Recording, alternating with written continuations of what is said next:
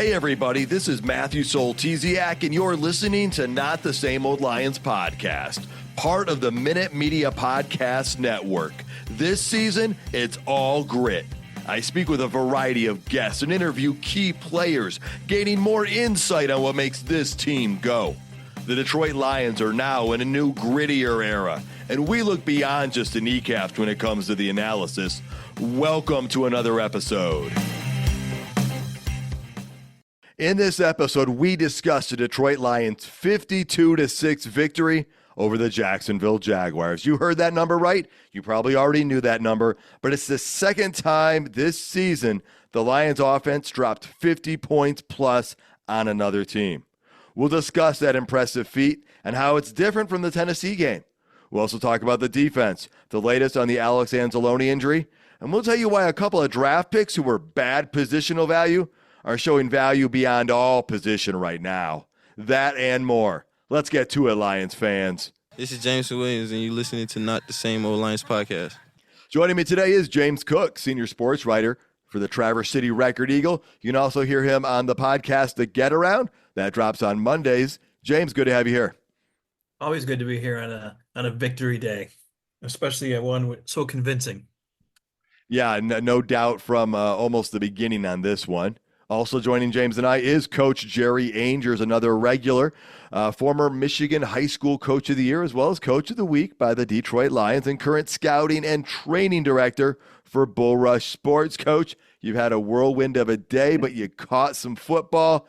We're happy to have you here to talk about it with us. Oh, there's no doubt. There's nothing better than landing in the Detroit airport going into the third quarter and seeing all the Honolulu Blues jerseys. They were even in Florida. Couldn't believe how many people were wearing jerseys, and they're saying, "Go Lions, go Lions." Of course, I had the Not the Same Old Lions shirt on, but anyway. Awesome.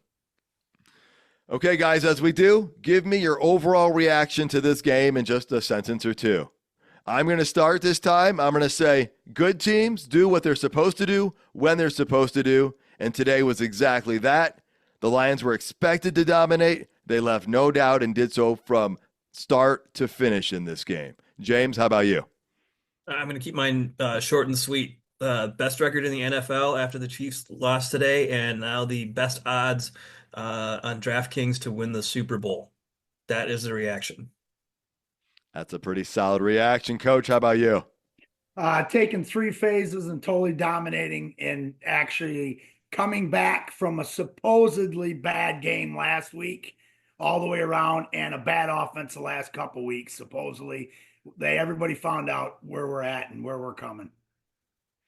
That they did, and as they found that out, let's hear from Coach Campbell and what he shared with us after the game. Satisfying always to get a win in this league because they're hard to come by, but when you feel like you play up to your potential in all areas, it's a really good feeling. So it was outstanding effort by a ton of people, a ton of players. Coaches did a great job having them ready. We were proud of that win last week. That was hard fought, but we also wanted to get that bad taste out of our mouth, and we did that today. All right, James, what are your first reactions to those comments?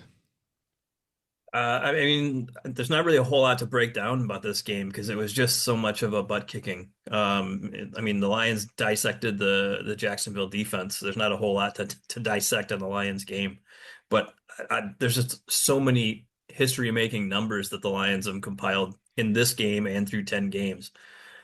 It's the best start to a season since 1934, which was the Lions' first season in Detroit. Weirdly, that team did not make the playoffs because their next three games they lost in the span of 8 days. Wow. They played 3 games in 8 days, which is just crazy. But they passed the Kansas City Chiefs as the team with the best odds to win the Super Bowl. And they're the first team to score on every drive they've had in a game since 2000. That's almost 13,000 NFL games since that has happened. And that's for the Detroit Lions, or is that for any NFL team? For any team. For any team to score on every drive that they've had in a game. That is incredible. I'm going to add to my reaction of Coach Campbell saying it feels good when you play to your potential. He's recognized his potential. And I mean, James, you threw a whole bunch of numbers out there. I mean, that scoring on every drive is about as crazy or crazier than what they held Joe Mixon to a couple weeks ago. And so maybe it was last week. So many games, it seems, every week now. But yeah, so playing to their potential. I didn't give them a 14 game, 15 game season prediction because, well, things happen in a season. The thing is, the Lions are overcoming those things, and it's been incredible. And to see them play to their potential in this game is jaw dropping. I put a thing out there on social media to tell people the Lions play in the NFL. This isn't college football. Scores like this are not normal. Yet the Lions have 3 of them in this category this year. Coach, what are your thoughts? Well, Ryan Clark had a great quote. He said, the Lions right now are making it look like these college teams that come in and get paid to play in a big stadium. and right. And I mean, I'm not making fun of them, but we just said it here. The Lions came in, they don't care who their opponent is at that time. They don't care. That team they played today was the best team in the NFL. That's how Dan Campbell and them coach. And they came in and said, well, we just destroyed the best team in the NFL. And they're going to do the same thing next week. It's unbelievable. But I just love Ryan Clark's quote. That, Ryan Clark and I must have been on the same wavelength because I appreciate those thoughts right there. So I guess let's start with what we liked. And listeners, got to warn you about this. This segment's going to be kind of long in the show today about what we liked in this game.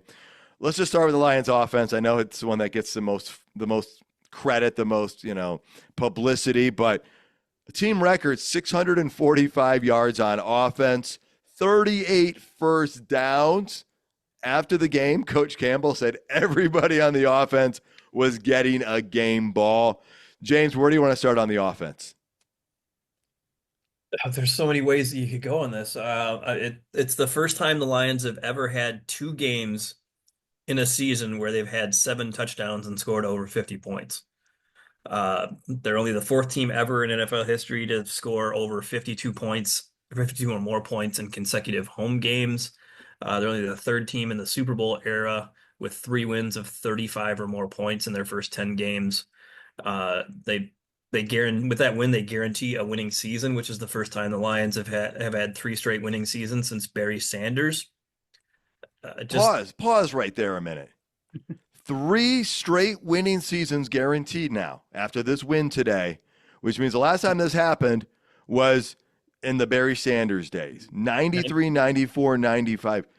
Yeah. That is an incredible anecdote of where we are right now.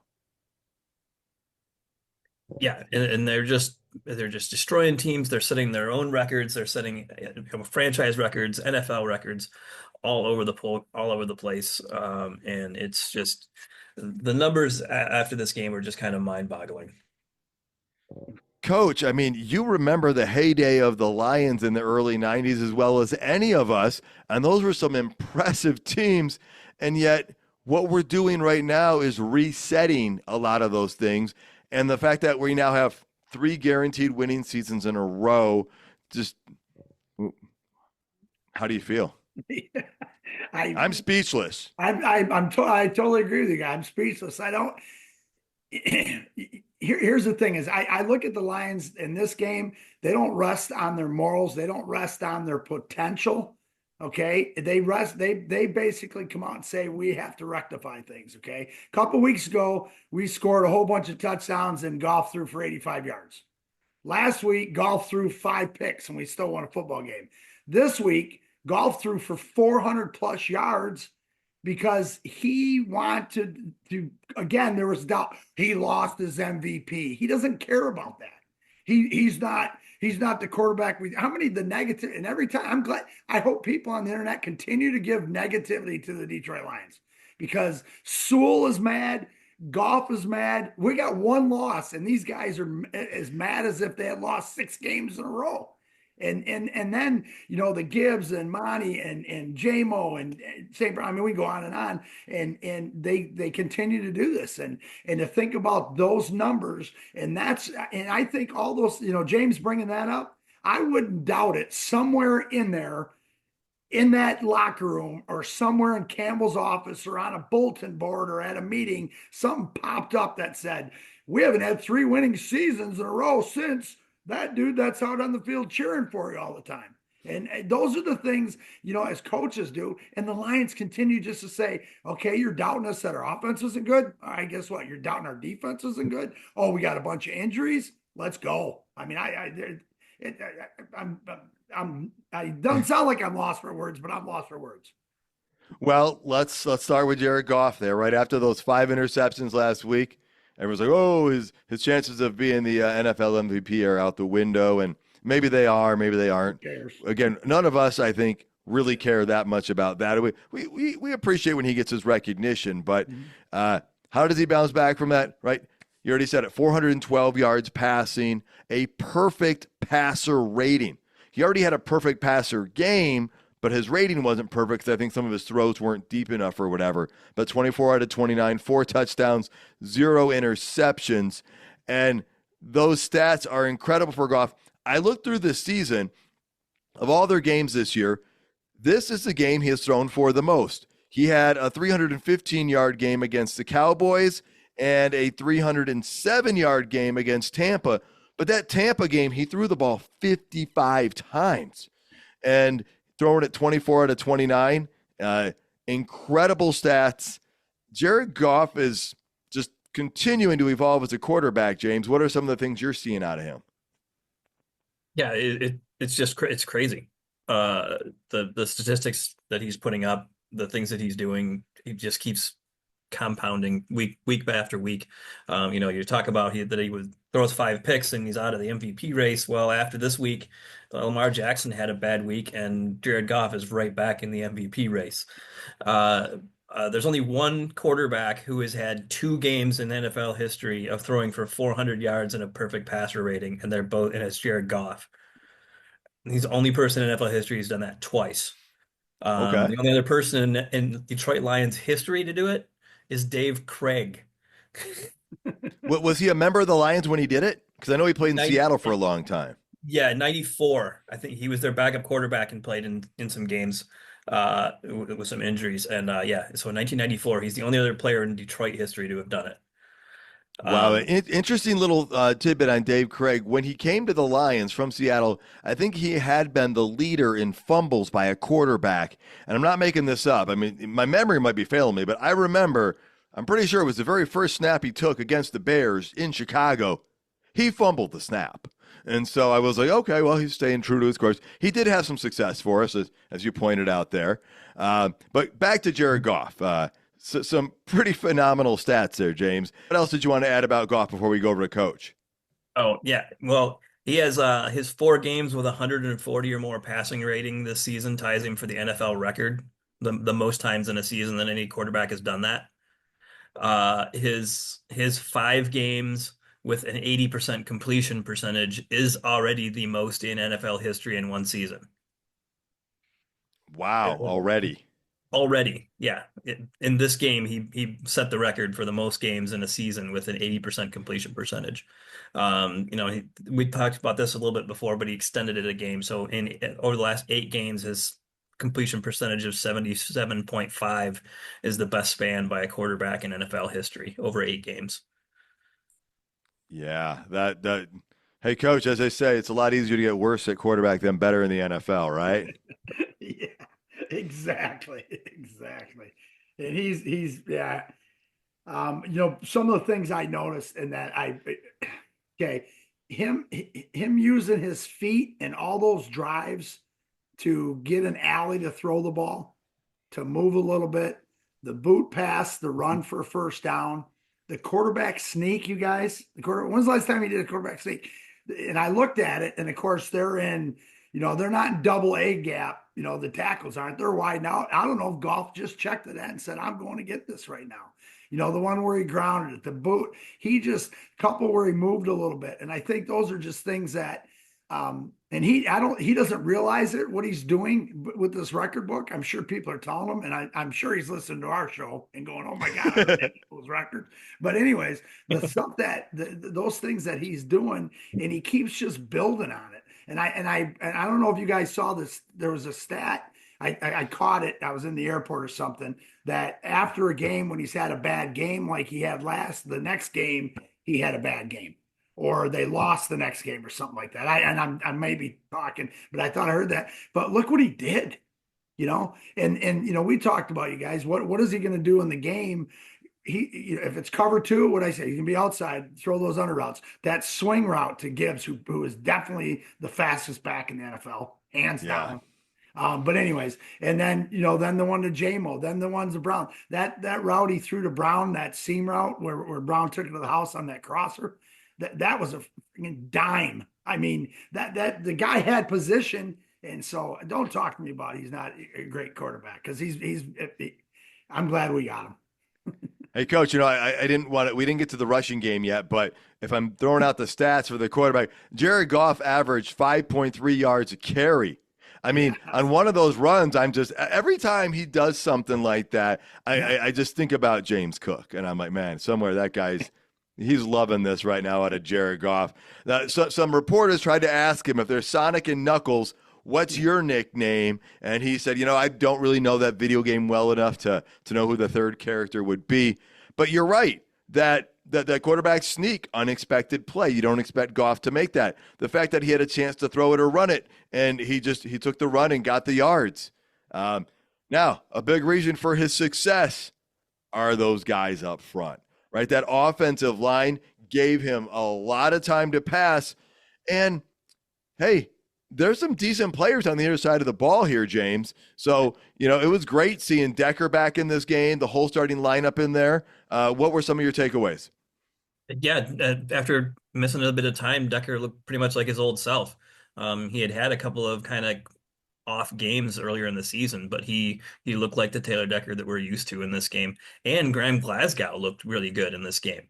That was maybe one of the big things I noticed, is that Glasgow had a pretty darn solid game, and he's kind of been the weak link, if you want to say that, of those five, because it's the best offensive line in the league, I think.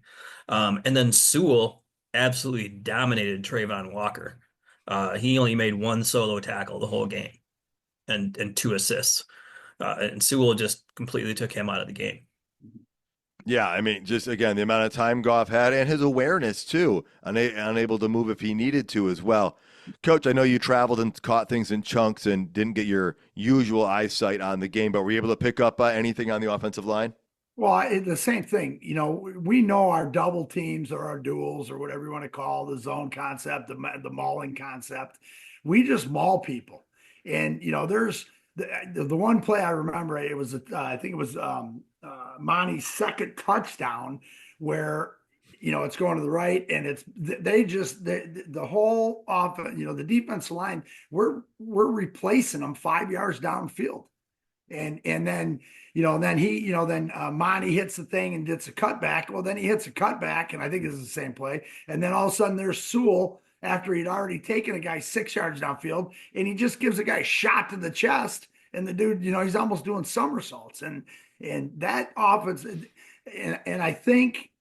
Not only that Sewell had a bad game last week, Decker felt he was the reason they had a bad game last week because he didn't play. And the other 3 guys, it's like they all came together and said, well, guess what? We're all together. Let's freaking show what we really have. They fight for each other. And it's just the displacement of the D line is unbelievable. And guys, you tell me a game, we have not seen that. Maybe the first half of the Houston game last week, but when they decide, they are going to dominate, and I don't think there's a defensive line in the league that can play with them. Yeah, and they don't give half touchdowns the way they do half sacks, but there was a play where Sewell pushed Montgomery into that end zone, and I'm like, maybe Sewell could get a half touchdown, and I'm going to say it would not shock me if Sewell does get a touchdown of his own before this season is over. I'm just going to put that out there. I think there's always that chance, because Dan Campbell said he wishes he had 2 Penei Sewells, but the second one would be playing tight end. And so he just likes that much about him. So, okay, well, he had time to pass. So what did he do? Well, he helped Amon-Ra St. Brown and Jameson Williams set some records. I mean, incredible stats right here. Amon-Ra St. Brown, 11 catches, 161 yards, 2 touchdowns. Jameson Williams had 4 catches for a touchdown, but he hit 124 yards. I believe, if I'm not mistaken, those might be the most yards in a game for each receiver in a single game. James, what did you see out of those guys and the receiving game in general? Yeah, I mean, they were just on. They were just on. I mean, it was just big plays whenever they needed them. It just seemed like they could do it whenever they wanted. All 7 touchdowns of Jameson Williams' career, all 7 receiving touchdowns have been 30 yards or more in his career. So I mean, he is the definition of a big play waiting to happen.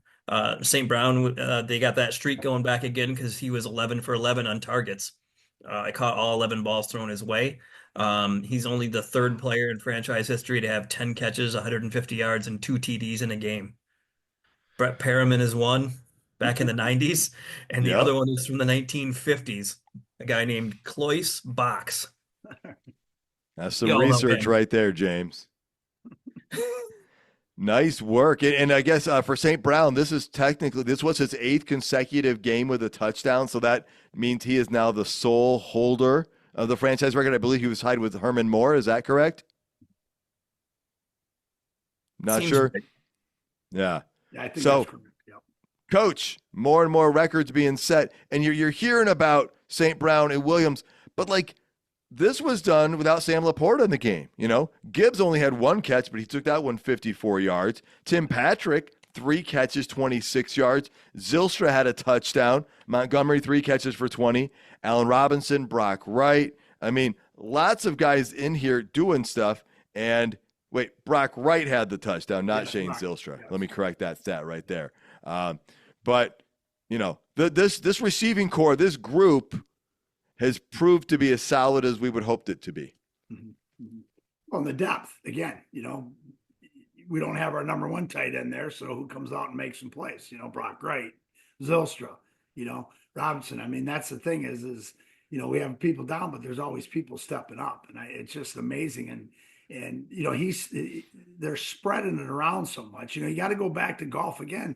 He gets those linebackers to move one way and then hits those little 8-9 yard route that turns into a 15-20 yard route. And like James said, with the big plays with Williams, it's just a matter of time. We walk them in to go in single high safety, so then we can hit the guy over top. And he's Goff's reading it as better than anybody right now. And again, James already came up with all the numbers, 80%. 5 times, I mean, you can just go on, and then you have 8 scores in a row. How long were those drives? They weren't 25-yard drives, boys. That's not when you get 600 yards. I think 5 of their scoring drives were 80 yards or more. 80 yards or more, yes. And so that's just it's just that's the fun thing to watch when they're clicking like that. It's like they're playing catch. They're that's the thing. And like you said, this was not like the Titans game. They drove down the field and racked up all those yards to get those scores. And, I mean, one of those touchdown catches to St. Brown, it was only, I don't know, maybe a foot away from the hand of the defender. Yeah. It had to be placed perfectly, and St. Brown had to be in the exact right spot. And that just goes back to what we said all last year was, Goff to St. Brown all day, and they seem to do it all day. Mm-hmm. They know where he knows where he's going to be, and let's talk about the throw he threw low. Goff threw that one a little low. He couldn't. What a catch! And the way that he caught it, and he does that a lot with St. Brown because he don't want to get wrecked. I mean, he probably wanted that one back, but St. Brown said, "Wait, we're starting another streak right now, and I want my quarterback to look good." There you go. And what helps that passing game is the running game. 196 yards on the ground, 75 by Montgomery, 69 by Gibbs, 21 by Craig Reynolds, 2 carries. Sione Vaki got in on the action, 5 for 9. And that unfortunate play where Amon-Ra St. Brown was tackled for a negative 4-yard loss is the only thing that separates the Lions from having 200 yards rushing and 400 yards passing. Again, these numbers are fun to play with. The only one that really matters is which one, though, Coach. No, the Dubs. There you go. That being said, phenomenal running game here. Love seeing Craig Reynolds get in there. James, what do you got on the running game? Well, I mean, this is mostly the running game, but the Lions came into this game as the only team in the NFL that had 3 players with 7 or more touchdowns. All 3 of those guys scored touchdowns today. And Montgomery, Gibbs, and Brown have all scored a touchdown in the same game 8 times, which is something that has never happened in NFL history before, that the same 3 teammates have scored touchdowns in the same game 8 times. Yeah. And then I also loved the Amon-Ra St. Brown celebration after the 1 touchdown where Gibbs and Montgomery did the Street Fighter Hadouken thing and knocked him over. That was That was a fun celebration. I want to go back to the thing you said before that, though, with all these offensive numbers that are coming in. I saw on Sunday Night Football in America, it was the greatest show on turf they put up on there. And you can't steal titles from other teams. And I know it's not correct grammar, but let's just call them the funnest show on turf, because what we're doing isn't just putting up numbers, but we're putting style with those numbers. And so I kind of feel like that would be a more appropriate title. Again, the grammar police out there probably not going to allow that to happen. But Coach, I mean, by passing, by running, they're scoring points at a rate that is not common. You know, let's talk about that 93-yard drive. Okay, where Gibbs had 2 of the most unbelievable runs. Okay, in that drive, that to get to that, but that touchdown run where he was inside, spun around, and then he didn't beat a friggin' linebacker to the corner. He beat a corner to the corner. His speed, there's not. So you take all these numbers that we're putting on there, and I don't think there's another back in the league that could do those 2 runs that he did. You know, and he would have had the big run on that pass, on the swing pass, except for I think it was 51. I can't remember his name. They actually had a guy on that team that was still competing, even though he's getting shelled, and he ran down and dove and just knocked his foot out from underneath him on effort. But those are that's you talk about I'm going to call it the most funnest show on turf. Okay, so now it's even worse in grammar. But the point is to watch them and what we do, to watch Gibbs doing that stuff, to watch J-Mo, to watch Laporta, to watch Brock Wright, to watch St. Brown. I mean, on and on and on, because those are things that you're not going to see. Right now, you're not going to see in a long, long time. James has already pulled up all the numbers, and it's been a long time since 8 touchdowns and same guys in the same. And come watch them, and people are watching them. I mean, it's crazy. Like I said, I was in Florida, and there were people wearing Lions stuff in Florida, so it was awesome. Yeah, they're just nice. Go ahead, James. Yeah, they're just making history. Maybe we could go with the greatest O on turf. Okay. Oh, there we go. That could work. All right, well, let's talk about special teams, because every element matters in this game. And Jake Bates, hey, he hit all his extra points. He hit his field goal. That's what was that? 7 extra points and 1 field goal in the game. So probably 10 points if you're a fantasy football player and you have him on your roster. I think that's decent scores. But Jake Bates getting the job done, and the Lions holding Jacksonville to only special teams points, right, James? Yeah, they only got the 2 field goals from Cam Little. And the interesting thing is that at Arkansas, Jake Bates was Cam Little's backup. Was he really? Was Cam Little's backup for a year in 2022. Yeah, he was Little's backup. Jake Bates got me 12 points in my fantasy league this week, because he got the field goal he hit was a 50-some yarder, so he got bonus points for distance. So 12 for me on that. And Jack Fox just got the day off. He did. He did. All right. Well, you talked about it. The only points Jacksonville got was on special teams. So it's time to talk about the defense. The defense gave up 0 touchdowns in this game. They gave up only 170 total yards on the game. They held Jacksonville and a decent running back of Travis Etienne to a total of 41 yards rushing. James, get us started with this. What do you see out of the defense and how they looked? Yeah, and ETN is an explosive running back who can break plays off all the time, and he had 12 carries for 27 yards. That's very Joe Mixon-esque from last week. You saw James Houston had another pretty solid game. Didn't play a boatload of snaps just like last week, but when he was in there, he was doing good things. I think maybe something's clicking, or maybe he's fully healthy again from that broken ankle that he had. But that's 2 good weeks. Like Jerry says, you stack good days, and that's 2 good weeks for him. So that's something that really is going to help that defense. Yeah, it definitely helps some depth there. Coach, how important is that to see a guy like Houston to maybe start to emerge and start to, get back to a level that we saw him at once compared to where we saw him early this year?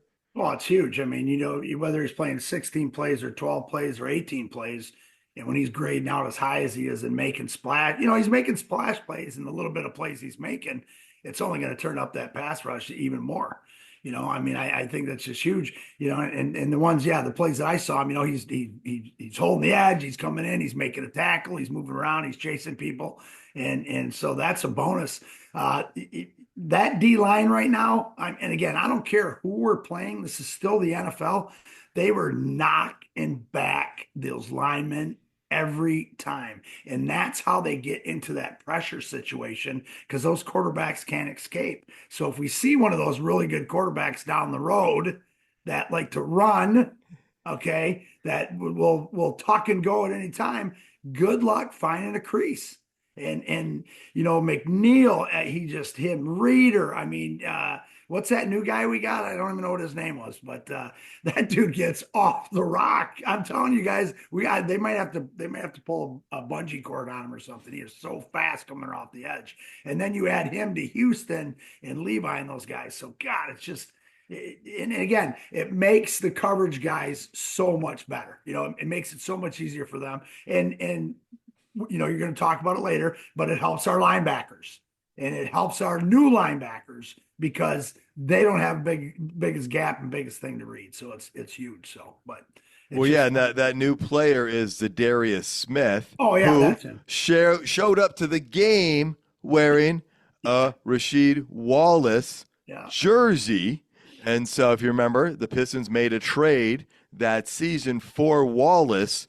And some people have talked about maybe the similarities in his smile or maybe some of the presence, but there's some similarities, some contrast there. I did say I thought he'd make a sack this game. I think that was hopeful thinking. I was looking for poetry. He did get a half a sack though. I don't know that his presence is always going to be how many sacks he gets in a game though. There's so many other things he brings to this defense, James. And so what else did you want to talk about with that front group? Well, he's a complete base end. He can stand up against the run. He can rush the passer. We've seen that in the interviews that he does and the things in the locker room and everything, that he's a leader. He loves being here. He's excited for this opportunity. I don't see a negative to his game this season other than that Jack Campbell stole a half a sack from him. Yeah, I was pretty excited. Honestly, I was cheering when Zadarius Smith got the sack. I was like, yes, I said he would get a sack. And, as the game was going on, I didn't think it was going to happen for a couple of reasons. One, we saw Jacksonville going to that, how quickly can we throw the ball when we throw the ball thing, kind of like what Matthew Stafford did. The difference was, of course, they didn't have Matthew Stafford as their quarterback. And our secondary coach, Kirby Joseph, got another interception. And this secondary is doing what I had visions of last year, right before the season started, when we made we got the free agent signings. We had, the adjustments that were being made, and we're like, hey, we can have a much improved defense. We added Brian Branch through the draft, but this year's secondary is legit real good. And, they've held up when the defensive line has been down. And, Coach, you talked about that. With the defensive line getting more pressure, that's going to help the secondary out as well. James, you have some numbers on Kirby Joseph you wanted to share. Yeah. The last time a Lions player had 7 interceptions in the first 10 games was 1949. 1949. 1949. And that interception also ended basically the Jags' best chance to score a touchdown all game. So I think that was just big, and the whole defense was just pretty lights out. I mean, Mac Jones completed a decent percentage of passes, but they were all short. He had to take the screen passes, the really short stuff, and get the ball out of his hands before the pass rush got there. Yeah, makes sense. And again, that we made them one-dimensional, which was, A, they couldn't run the ball. B, they got behind in points so much that that was the case. And it was just exciting to see the defense just, we got our interception in the second half. Campbell talked about it at the halftime interview that we still needed our takeaway, because he's always coaching, Coach. He's like, I don't care what the score is, all right? We might be up 28-6 at halftime, but we're coming out 0-0, and we're not gonna give up.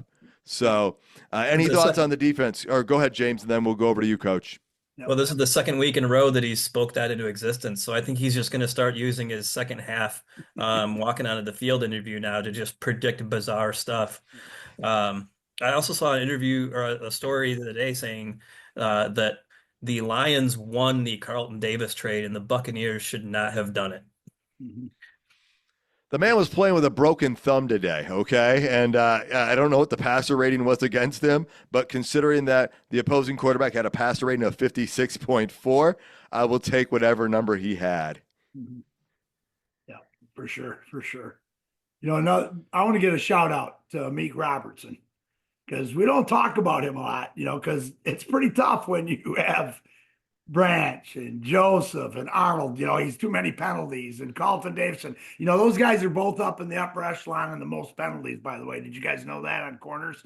And like AG says, I don't care. I want him taking shots. I want him going to get. But that play of Meek Robertson made on that screenplay, and again, he just does so much dirty work, and these other guys, we see so much about these other guys because of the interceptions and the stats. He's kind of filled in for that Branch concept from last year and stuff. And we got to shout out to him. That guy's has been an awesome nickel corner for us and doing the dirty work. And I just, that screenplay, as soon as I saw it, I'm like, I'm thinking, oh my God, was that Arnold? And then I'm like, yes, that was a Meek. Shout out to him, because again, another integral part of this coverage scheme that AG is running, and we are dominating people, and the run defense and in pass off, our run defense and against their passing team. So. Well, that's the thing. That I remember that exact play, Coach, and that was huge. And that speaks to our guys in the secondary. They're not looking to avoid contact. Actually, the complete opposite. And so they love going in and breaking that stuff up. And so that was awesome impact there by Amik Robertson. The next point of the show is usually where we talk about turning points or pivotal moments. And I don't know, technically, nothing falls into this category. The pivotal moment might have been when the Lions stepped on the field with their offense, because then nothing ever changed after that. They never punted. Jax Fox had his day off. I think, James, you said that was the one chance that Jacksonville had to maybe score a touchdown was on that Kirby Joseph interception. Just kind of eliminated that. So unless either of you guys have anything to go there, we'll slide over to the things we didn't like, our concerns. Well, let's give Jacksonville a little kudos on their punter, because he's he did do a good job. You're right. I like Fox, but this guy is running. He's flipping the field, and he's averaging 5 seconds in hang time, and as who returned the first punt got pounded pretty good. Yeah. Yeah. And then he was raising his hand, fair catch, and I think after that. But so the turning point from that concept is he's flipping the field. The turning point is James had already mentioned it. All of our drives of over 80 yards. And so those are a couple things that, things that helped out. So, but I just, I mean, that was their bright spot. And we, I don't know, we put the light out, I guess is what you want to say. And what's Yes. that punter's last name? The punter? Yeah, Oh, what is it again? Cook. Cook, that's right. James Cook. I think. He's a sports writer too. Logan Cook. It's James's brother or cousin. Yeah, right? he has an E on the end though. Yeah. Ah, We can take so him out. distant cousin. Yeah. Guys, anything before we get to the injury part, because that's what we don't like, anything to dislike or any concerns in this game at all? None on my part. Outside of injuries, no. All right, well, let's get right to the injuries. Allen Robinson was in a concussion protocol. He got hit. Alex Anzalone got hurt, and that was a big deal. And then there was another injury too, James. What was the other one you picked up on? Shane Zylstra left the game with a neck injury and didn't come back. And Okay. seems like it could be something that could be that could land him on IR. I mean, he could be back this season, but something that could be more than just a couple games. Okay. And we're going to have more about the Anzalone injury here in just a moment. Other topics, major storylines. There was a Hendon Hooker sighting. They pulled the starters, and that's kind of what I want to talk about here before we break down the injury stuff and where we're at. But, it was in the fourth quarter. I think there was like 13 or 12 minutes left in the game when they did this. But Coach Campbell was asked, how do you decide when to pull people and whatnot? And, he said, well, there's a few things that go into it. One, you can't sub everybody out. So they subbed 3 guys out on the offensive line because you only have 3 backups going in. So, you can't sub everybody. He did say, we're going to sub the guys who are the veterans who might need a little more rest, or guys that were banged up a little bit more. They would have liked to take Sewell out of the game, but they couldn't. They only had 3 backups on the offensive line. And so I appreciated his insight on that, but he also talked about we can't play like we're scared of getting hurt, because that's when things just kind of they go that direction. You can't have that mentality, and I've heard this in the past, Coach, when you're playing to not get hurt, that's when you're tensed up on a play or something, and then that's when something goes wrong. So can you kind of speak to that mentality from Coach Campbell? Yes. I mean, we had an injury in practice this week because guys are going 100% in practice. Right. Yeah. I mean, think about that. So Davis breaks his finger because him and St. Brown are getting after it against each other. And again, that's that mentality that you have to, it's kind of like the college practices that we always ran ones against ones. Everybody say, why are you running ones against? Why aren't you going against 2? Well, 2 is not as good as 1.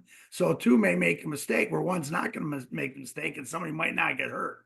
So I think it's a great mentality, and you have to, that's the hardest thing. When you get up like that, you don't want guys on the sidelines joking around going, hey, we've scored 7 times in a row. This is awesome, because that's when you lose your focus, and that's when something could happen.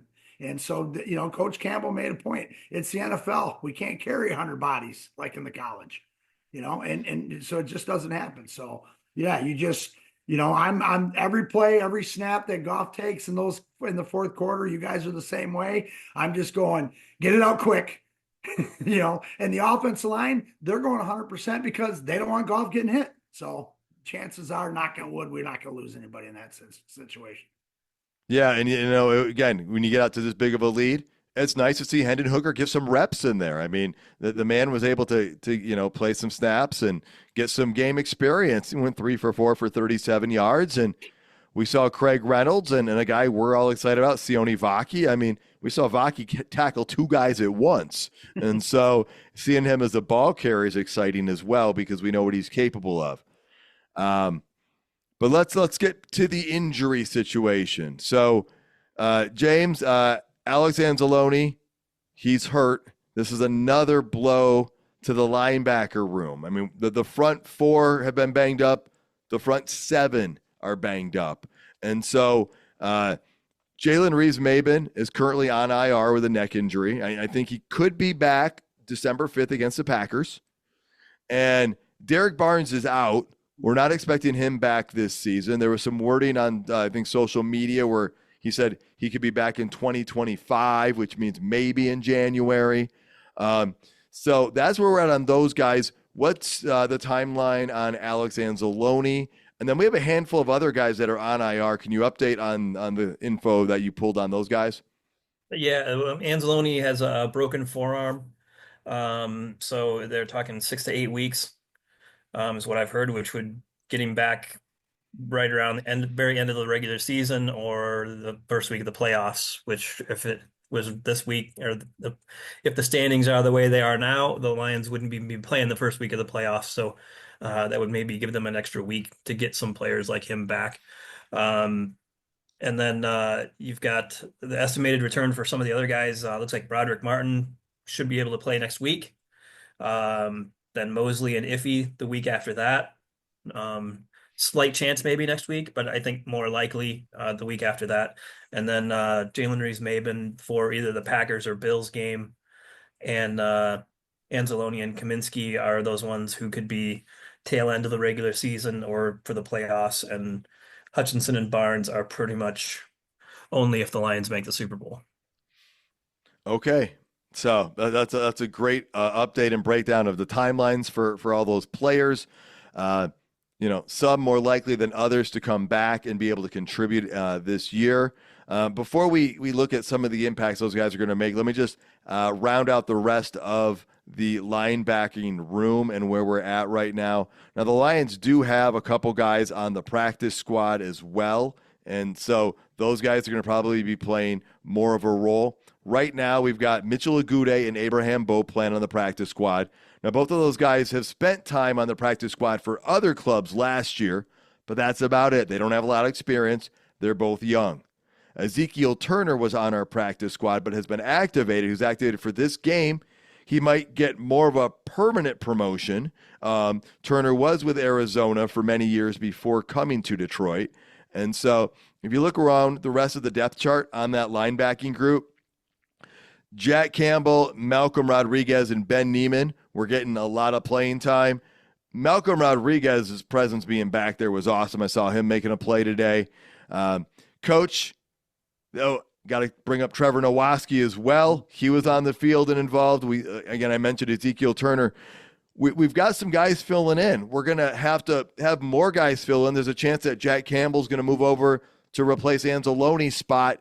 But this is another group that's getting beat up with injuries. So what do you think the Lions' approach is to this? Well, I saw McNeil talk about it, and he said, you know what, we're that linebacker. And I said, I think Campbell talked about it too. Both of them, said like, hey, we got a good linebacking room. We talked about at the beginning of the year how deep they are. Yeah, you're starting to knock some people out. Campbell has produced so much and has improved week after week after week. That he can take the green dot. He'll be able to make those calls. He'll be able to put guys in positions. You got enough of the older guys up front, and not even though our guys in the back end, are young, and Joseph and Branch, they're still very intelligent football players to put them in the right positions. Again, let's bring up a name, Houston. Okay, what does that do for us? Okay, that could be he may be getting himself into where he's going to see more reps as that outside backer DN type dropping into pass coverages. That's going to put Rodrigo in that 4-2 concept with Rodrigo and Campbell inside, and then you still got Trevor on the outside, or vice versa. AG is going to blend it. He's going to do it right. He's got right now I think our front four, the knockback that we have on those guys with the pressure that they can get, with the collapse in the pocket they can get.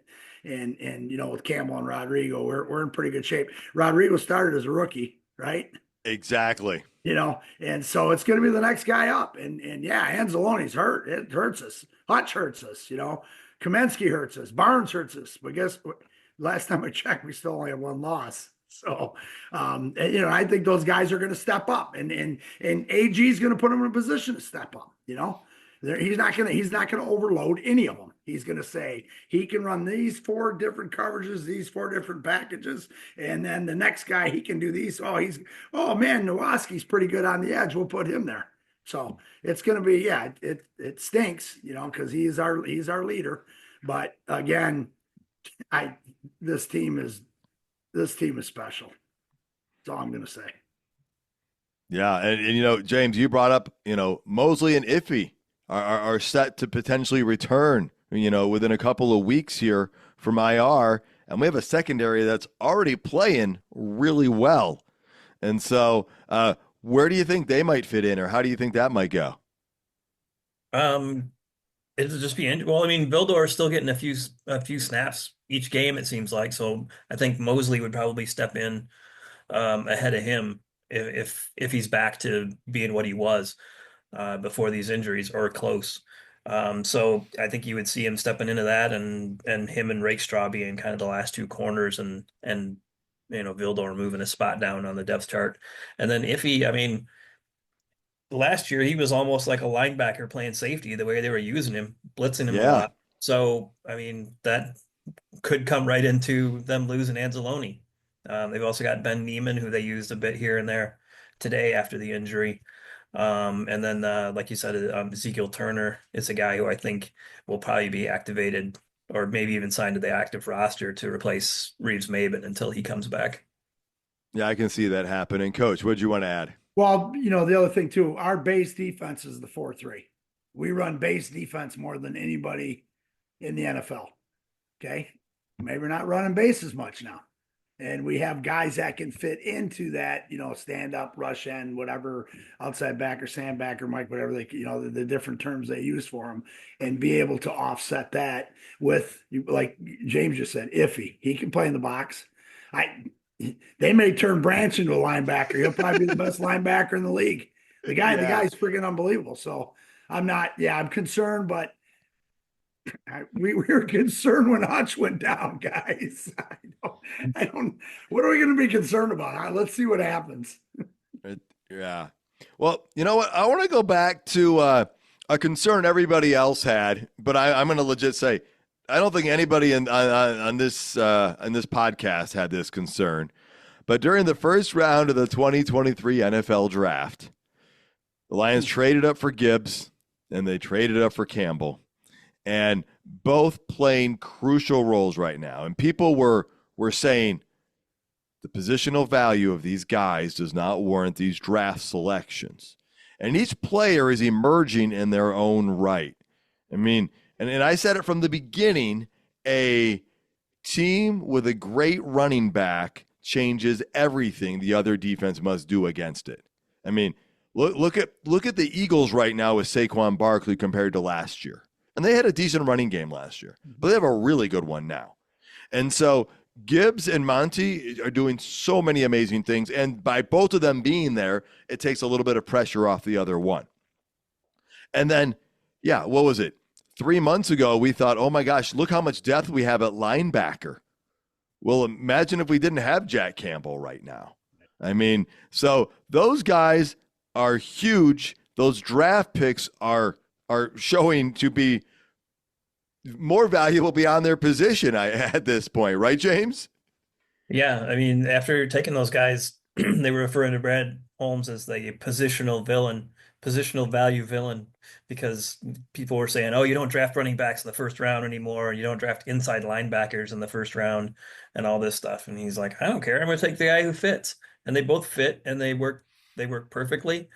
And so, I mean, I don't know how you can argue against those guys. And Gibbs, just in an interview on a podcast this week, said that the Cowboys had already kind of called him and said that they were going to take him, which would have just been a couple of picks after where the Lions took him. Yeah, I'm glad we traded up and got him. Coach, I mean, a guy like Campbell, a linebacker like that, everyone's like, why is he a first rounder? I mean, we heard grumblings that other people wouldn't have let him get out of the first round, but you even said that guy's grown enough that he can probably take over that green dot if he needs to next week. evaluation. It's funny. Talking to these guys with Bull Rush Sports, you only need one out of 32 that likes you. You know what? And Brad Holmes has done a phenomenal job. Was Jack Campbell going to come in the first round and be the superstar linebacker that we had? No, he was going to come in and he was going to grow into where he's at right now because we didn't toss him in there. Okay. Rodrigo, okay, came in and started as a rookie for us, right? And then he was demoted, right? But he wasn't really, I mean, we want to call it, oh my God, I'm not starting. You're in the NFL, dude, right? He never complained because you're one play away from being the starter. Everybody has to understand that. And that's what these guys do. This guy is a fit for us. And it's going to be it's going to be a crawl. That's what you do when you develop a team through the draft and not develop a team through free agency and throw all this money at guys. And that's why the Lions are where they're at today. And yeah, again, everybody's, oh my God, why are we? Well, guess what? All those other teams that didn't do what we did are crying right now going, why didn't we do that? So we're setting the stage. Yeah, but those 2 first-round picks are paying dividends, and I didn't even go to the second round. No. Man, I mean, that draft I think there was another draft that they thought the Lions had like the greatest draft in forever, and I think the 2023 draft is like adding to that. Mm-hmm.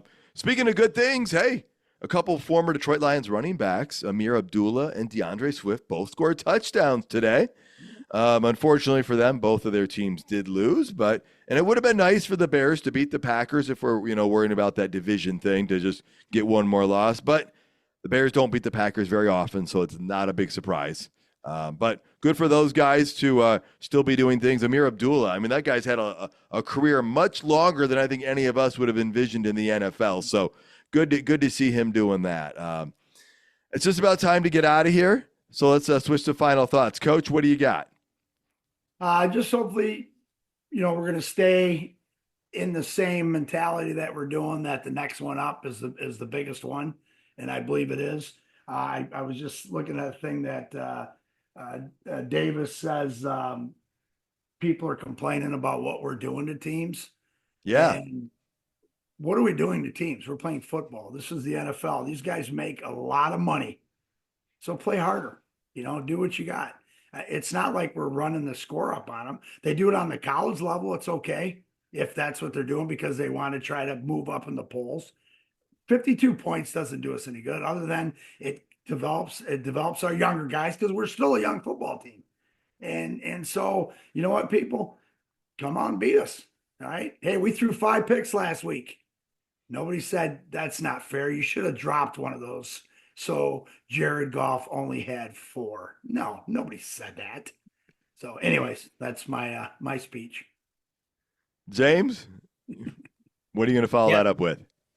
Well, the Lions have become, I wouldn't say, I don't know, everybody says the darlings or whatever, but it's gone from a guy in the NFL Network today said it's gone from, that we have to watch the Lions to we get to watch the Lions now.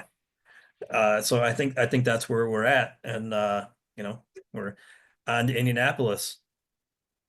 Coach even said it. You're exactly right. And what was great after this big win? Do you know how J-Mo and Kirby celebrated it? They went to the Union down in the Detroit area there, and they donated and helped distribute 100 turkeys to local families. I got this info from Lions PR. And again, after a great game, a great performance, and just shows they're being connected to the community. And that's amazing. That's incredible. And people say, oh, well, they should do this. Well, you know what? Anybody could and should do anything. It's the fact that they take the time to do it. And if you saw any of the video, they didn't do it because they were told to. You could tell they were genuinely enjoying interacting and being part of this. And, I think that's also one of the qualities I have a feeling that Brad Holmes and Dan Campbell look for when they bring people to this football team is the right kind of people. And so that was awesome to see. Coach, I know when you coached, that was important for you to instill stuff like that with your players, right? Our community service, we had a goal every year to do at least $700. And I'll tell you the funnest thing the best thing we ever did was the Christmas present shopping, and we picked families, and the boys would go with me, and the cheerleaders would come in with us, and we'd give them an X amount of dollars with the list of what the kids needed, and they would run around in the mall, and we'd come back and get that group picture, and whether we were in the state finals or 0-9, we won on that day. That's awesome. That's awesome. All right, last thing to plug out here is, again, the Detroit Lions Fan of the Year, a friend of the show, Megan Stefanski, is up for the NFL Fan of the Year. And so you can go to NFL.com and vote for her. With a season like this, it would be incredible for the Lions Fan of the Year to be the NFL Fan of the Year. Folks, thank you so much for tuning in. You can find more episodes and content at notthesameoldlions.com. Tell your friends and family about the show. Like and comment on socials. Please subscribe regardless of your listening platform. And until next time, stay gritty, my friends.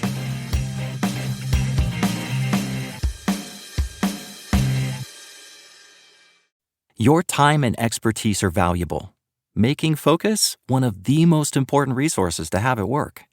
These days, professionals spend nearly half the work week on written communication, and it can be difficult to stay on task with all the emails and documents you have to get through. With Grammarly as your AI writing partner, you can stay focused and quickly get through your work with relevant real-time suggestions wherever you write. It works across 500,000 apps and websites, so it can help with everything, from brainstorming presentation ideas to sounding more confident and persuasive in emails and reports. For 15 years, Grammarly has offered best-in-class communication support and enterprise-grade security on a business model that doesn't sell your data. 93% of professionals report that Grammarly helps them get more work done. Download Grammarly for free at grammarly.com/podcast.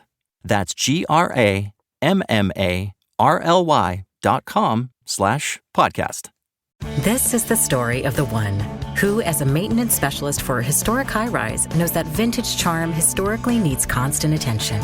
Which is why when it's time to upgrade turn-of-the-century mechanicals, they turn to Grainger. With easy access to 1 million-plus products and the scale to deliver when and where you need them. The right tools and supplies are never far away. So the one can keep that vintage building running like new. Call, click Grainger.com, or just stop by. Grainger, for the ones who get it done.